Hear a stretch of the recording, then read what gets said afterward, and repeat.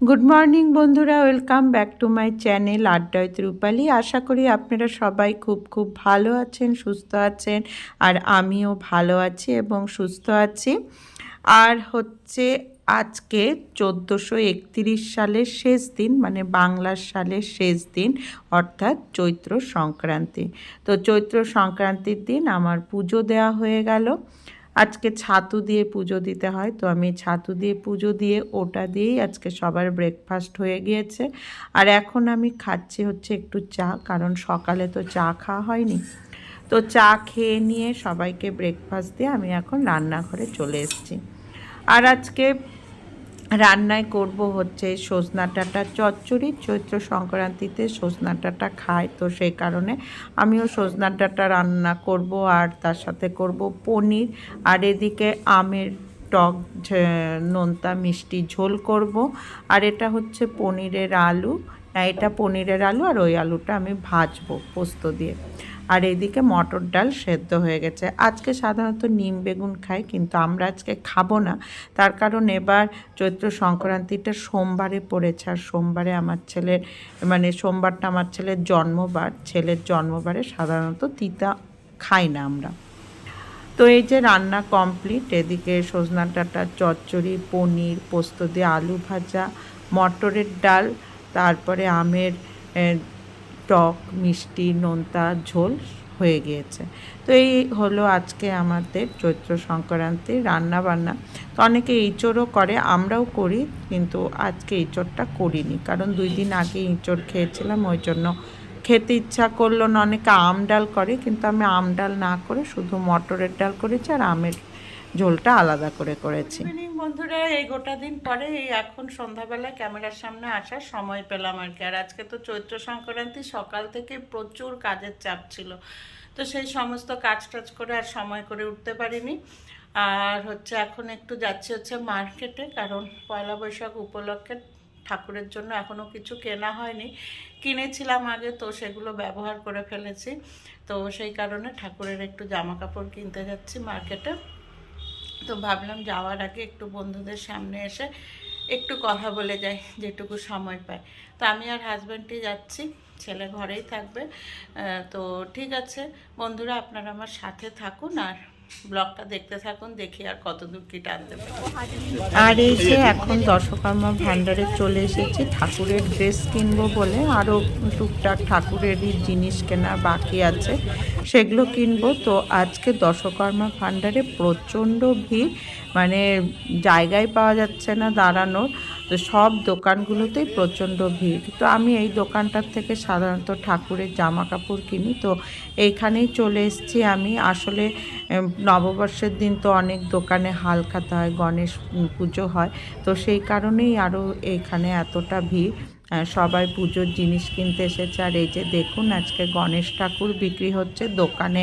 এগুলো সব পুজো হবে, ব্যবসা করেন যারা, তারা সবাই দোকানে পুজো করেন। তো এখন আমরা যাচ্ছি হচ্ছে বাঘাযতীন পার্কের দিকে। তো ওইখানে একটু আর কি বর্ষবরণের অনুষ্ঠান আছে, পুরনো বছরের বিদায় এবং নতুন বছরের আহ্বান জানিয়ে খুব সুন্দর প্রোগ্রামের আয়োজন করেছে, তো সেটাই দেখার জন্য একটু আসলাম।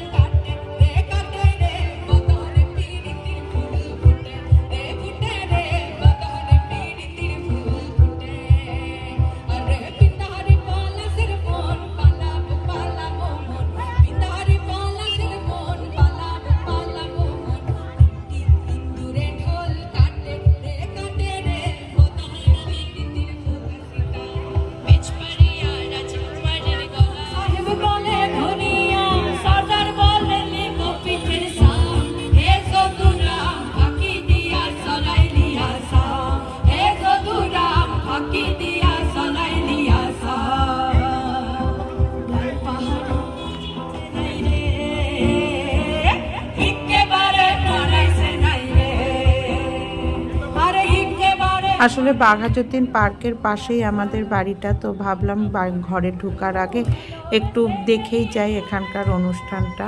আর এই অনুষ্ঠানটার আয়োজন করেছে হচ্ছে অর্চ গ্রুপের পক্ষ থেকে। তো খুব সুন্দর আয়োজন হয়েছে, দেখে খুবই ভালো লাগছিল। প্রায় অনেকক্ষণই ছিলাম। আর এই যে গোটা রাস্তা জুড়ে খুব সুন্দর আলপনা দেয়া হচ্ছে এবং প্রচুর মানে অঙ্কন শিল্পীরা এখানে রয়েছেন, তারা এই আলপনাগুলো দিচ্ছেন এবং খুবই ভালো লাগলো দেখে। তো সেই জন্য ভাবলাম আপনাদের সাথেও একটু শেয়ার করে নিই।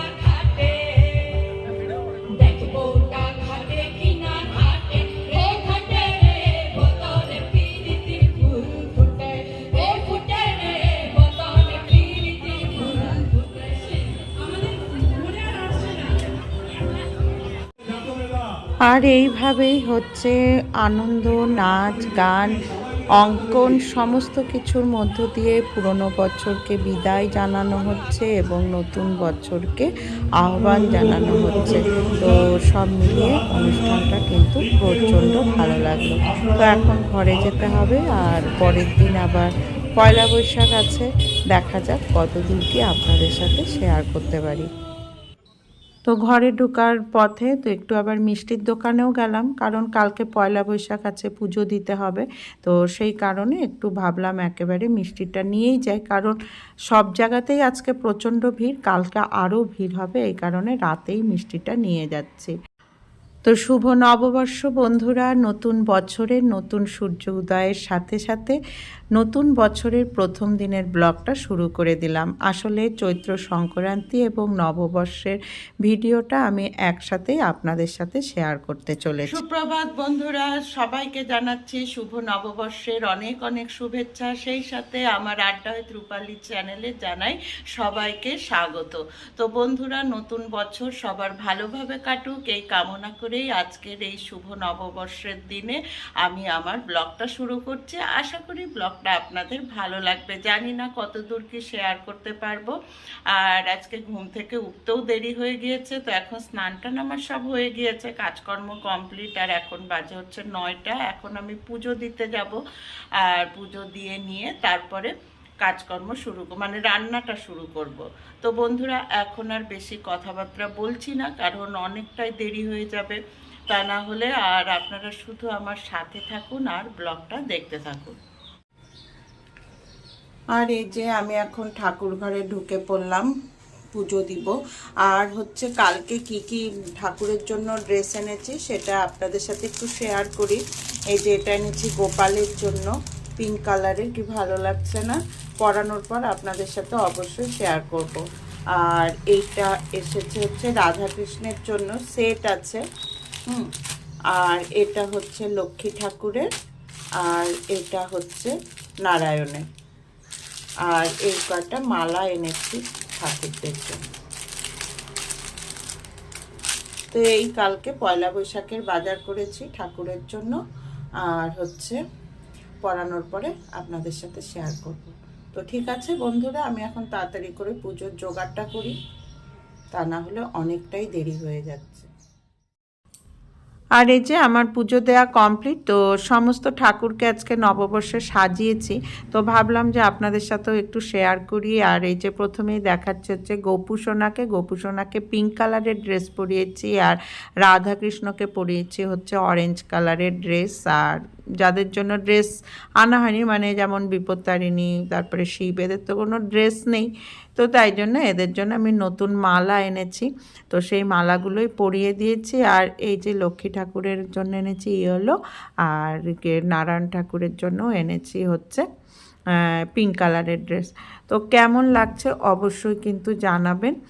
আর হচ্ছে তো আজকে আমি নববর্ষের ভিডিওটা বেশি কিছু শেয়ার করতে পারবো না, কারণ এত ব্যস্ততার মধ্যে কেটেছে আমার ওই দিনটা, যে কারণে আমি সমস্ত ভিডিও করতে পারিনি।